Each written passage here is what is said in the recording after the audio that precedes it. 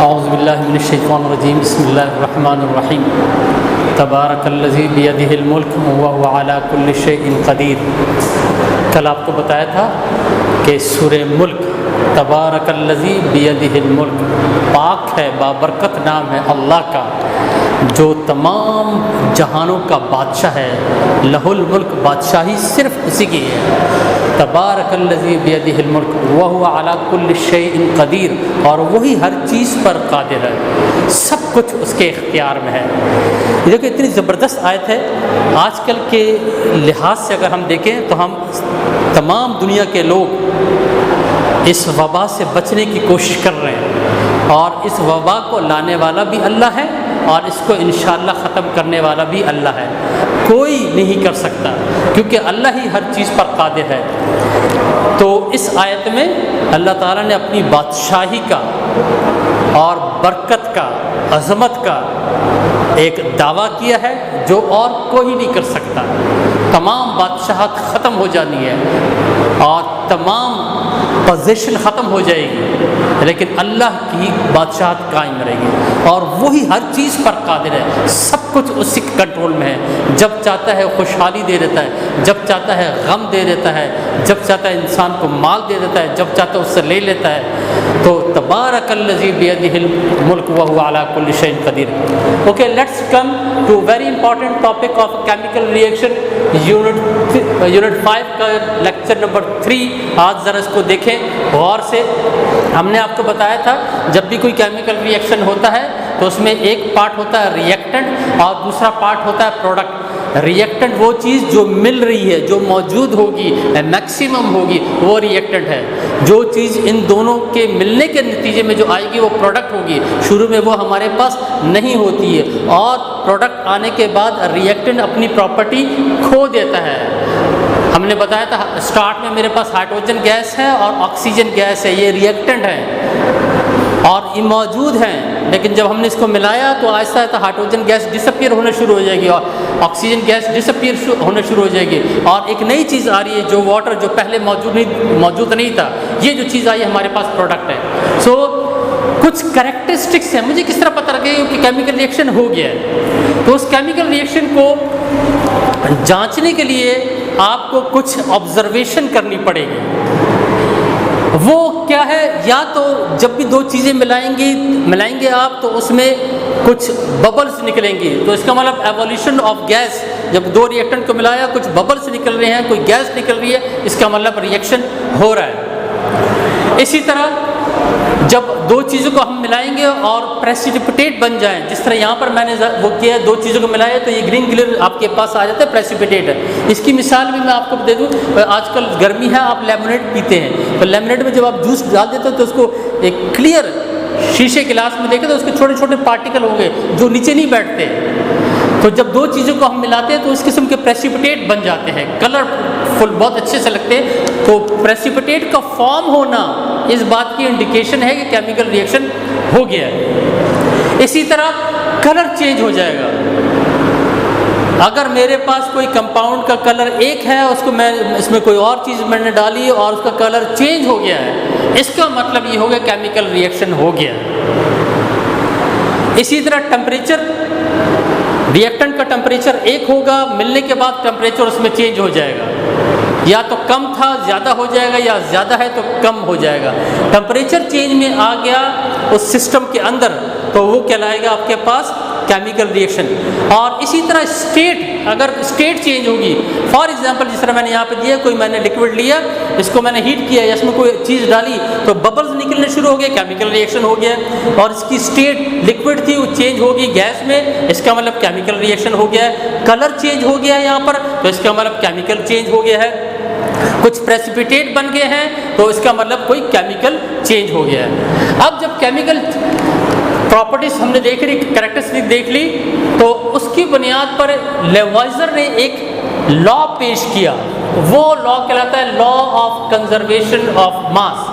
This law was presented by Lavoisier in 1785। इसकी 2-3 definition है, जरा गौर से देखें। Mass can neither be created nor be destroyed during a chemical reaction. हम मास को पैदा नहीं कर सकते हैं, ना ही मास को हम फना कर सकते हैं। या दूसरी डेफिनेशन है the total mass of reactant and product are always equal. जो भी मैं केमिकल रिएक्शन करूंगा उस केमिकल रिएक्शन में मैं देखूंगा कि मास का कितना, रिएक्टेंट का कितना मास है और उससे मेरे पास प्रोडक्ट कितना आ रहा है। तो जितना रिएक्टेंट डालूंगा उतना ही प्रोडक्ट मेरे पास आएगा। तो हम कह सकते हैं कि mass of reactant is equal to mass of product. इस लॉ को अगर गौर से देखें तो इस लॉ में हमें एक अल्लाह ताला की एक तख्लीक किस्म की एक सिफत नज़र आती है।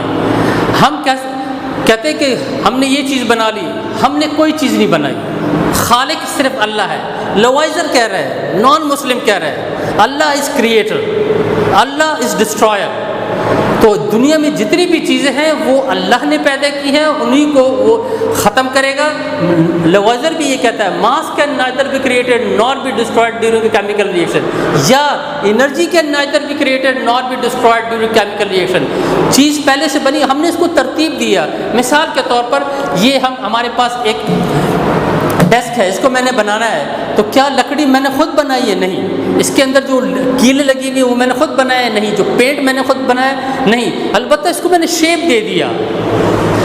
तो केमिकल रिएक्शन भी हम इस तरह से मास ऑफ रिएक्टेंट बराबर होगा मास ऑफ प्रोडक्ट। यहाँ पर मैंने लिया आयरन, हम दुनिया की कोई ताकत आयरन क्रिएट नहीं कर सकती। Oxygen is created by Allah. So iron and oxygen combine to produce iron oxide. ये हमारे पास रिएक्टेंट था। स्टार्ट में मेरे पास आयरन भी मौजूद था और ऑक्सीजन भी मौजूद था। और आपने देखा जब लोहा कहीं पड़ा होता है जहाँ पर पानी बहुत ज़्यादा होता है या ऑक्सीजन बहुत ज़्यादा होता है तो आयरन ऑक्साइड आता है। ये वो जंग है, ब्राउन मास जंग। तो हमारे पास इसका अगर मैं मास कैलकुलेट कर लूँ और इसका मास कैलकुलेट करूँ तो वो हमेशा आयरन ऑक्साइड के मास के प्रोडक्ट आएगा। इसकी मैं एक और एग्जाम्पल आपको देता हूँ जिसमें मैं दोनों के मास कैलकुलेट करूँगा और उसमें ये प्रूफ करूँगा कि mass of reactant is equal to mass. Okay, अब हम ये प्रूफ करते हैं कि law of conservation of mass, कैसे मास ऑफ रिएक्टेंट बराबर है मास ऑफ प्रोडक्ट, अभी हम आपको बताया। तो हम दो एग्जाम्पल कर लेते हैं। कार्बन हमने ले लिया सॉलिड फॉर्म में, अच्छा, और ऑक्सीजन मैंने लिया गैस फॉर्म में, और ये प्रोड्यूस होगी हमारे पास कार्बन डाइऑक्साइड। चेक याद रखें, जब भी कोई केमिकल रिएक्शन करें तो उसको जरा चेक करना है, बैलेंस करना है। बैलेंसिंग में हम बाद में बात करेंगे।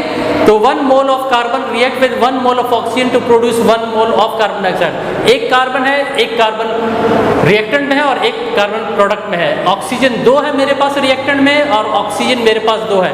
ये मेरे पास रिएक्टेंट है और प्रोडक्ट मेरे पास कार्बन डाइऑक्साइड है। आपको बताया था रिएक्टेंट हमेशा लेफ्ट साइड पे होगा, प्रोडक्ट हमारे पास राइट साइड पे होगा। अब हर एलिमेंट के कुछ मासेस होते हैं, वो कहते हैं उसके एटॉमिक मास, उसका वजन होता है। तो कार्बन का एटॉमिक मास है 12 ग्राम। तो एक कार्बन है 1 मल्टीप्लाई बाय 12। ऑक्सीजन का एटॉमिक मास होता है 16। ऑक्सीजन देखें 2 है तो 16 इंटू 2, तो 16 इंटू 2 कितना हो गया 32, और कार्बन उसमें प्लस कर लो तो 32 और 12 44 ग्राम। यानी कि स्टार्ट में मेरे पास रिएक्टेंट का टोटल मास था 44 ग्राम, जिसमें 12 ग्राम मेरे पास कार्बन के थे और 32 ग्राम ऑक्सीजन के। Law of conservation of mass क्या कहता है कि mass of reactant must be equal to mass of product. हमने लिखा है mass of reactant must be equal to mass of product. तो 44 ग्राम मेरे पास रिएक्टेंट आ गया तो प्रोडक्ट भी 44 ग्राम ही होना चाहिए। तो प्रोडक्ट मेरे पास कार्बन डाइऑक्साइड आया है, कार्बन डाइऑक्साइड का 1 मॉलिक्यूल आया है, तो कार्बन का होता है 12 और एक एटम है तो 12 मल्टीप्लाइड बाय 1 12। ऑक्सीजन का होता है 16, 2 ऑक्सीजन है 16 इंटू 2। ये देखिए दरमियान में प्लस करना, मल्टीप्लाई नहीं करना बेटा। तो 12 plus 32 44 gram of carbon dioxide. तो कार्बन डाइऑक्साइड भी मेरे पास 44 ग्राम था और रिएक्टेंट भी जो मेरे पास कार्बन और ऑक्सीजन था वो भी 44 ग्राम है। एक और एग्जाम्पल करते हैं जिसमें थोड़ी सी बैलेंसिंग भी होगी। हमने हाइड्रोजन गैस लिया, गैस फॉर्म में था। अभी हमने आपको बताया स्टेट भी चेंज होती है, टेम्परेचर भी चेंज होता है। देखिए ये भी गैस में, ये भी गैस में, लेकिन इससे आएगा लिक्विड। तो हाइड्रोजन H2 और ऑक्सीजन O2 रिएक्टेंट है, मिलाया वाटर प्रोड्यूस होता है H2O। ये रिएक्शन असल में इस तरह हुआ है कि हमने हाइड्रोजन गैस ली और ऑक्सीजन गैस ली, वाटर प्रोड्यूस होगा। ये रिएक्टेंट है, ये प्रोडक्ट है। अब देखें दो हाइड्रोजन है यहाँ पर, दो हाइड्रोजन, तो हाइड्रोजन तो बैलेंस है, लेकिन ऑक्सीजन यहाँ पर दो है, यहाँ पर एक है, तो यहाँ पर दो करना पड़ेगा। तो याद रखें इस इक्वेशन को जो प्रोडक्ट में हमारे पास, उसको हमने 2 से मल्टीप्लाई कर देना है। तो ये 2 ऑक्सीजन से भी मल्टीप्लाई हो रहा है, हाइड्रोजन से भी हो रहा है। तो यहाँ पर जब मैं 2 कर लेता हूँ, जिस तरह ये कर दिया, तो 2 2 4, इसलिए ये 2 आ गया। और इस 2 को दरमियान में ऊपर नीचे नहीं लिखना, यहाँ पे नहीं लिखना बेटा, ये ख्याल रखना, बैलेंसिंग में करवाऊंगा आपको।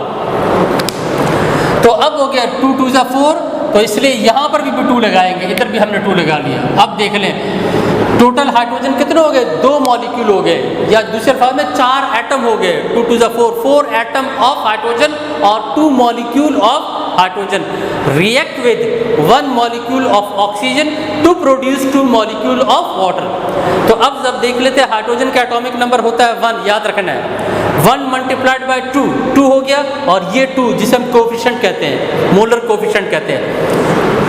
तो 1 मल्टीप्लाई बाय 2, 2 2 मल्टीप्लाई बाय 2, 4 हो गया। हाइड्रोजन मेरे पास 4 ग्राम है, ऑक्सीजन का होता है 16, और 2 एटम है ऑक्सीजन के, या एक मॉलिक्यूल है, तो 16 2 32, 32 प्लस 4 36, तो रिएक्टेड मेरे पास 36 ग्राम मौजूद है। जब ये रिएक्ट हुआ तो हमारे पास प्रोडक्ट वाटर आ रहा है।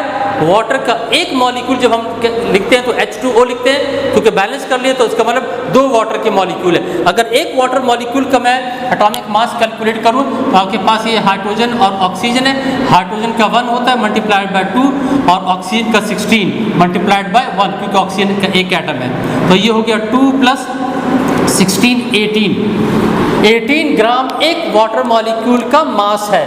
यहाँ पर हमने उसी तरह ही किया है। हाइड्रोजन का 1 होता है एटॉमिक वेट, 2 एटम है, 2 से मल्टीप्लाई कर दिए। ऑक्सीजन 16 एक एटम है, मल्टीप्लाइड बाय 1, तो 16 प्लस 2 2 इंटू 1, ये आपके पास 2 आ गया, 16, ये 2 एज इट इज आ रहा है, 2 प्लस 16 18, ये एक वाटर मॉलिक्यूल का है। 2 से मल्टीप्लाई किया तो 36। तो हमने देखा मास ऑफ रिएक्टेंट कितना आ रहा था 36, और मास ऑफ प्रोडक्ट भी कितना आ रहा है 36। तो ये इस बात को प्रूफ करता है कि mass can neither be created not be destroyed during chemical reaction, या the total mass of reactant is always equal to total mass of product. Thank you very much बेटा।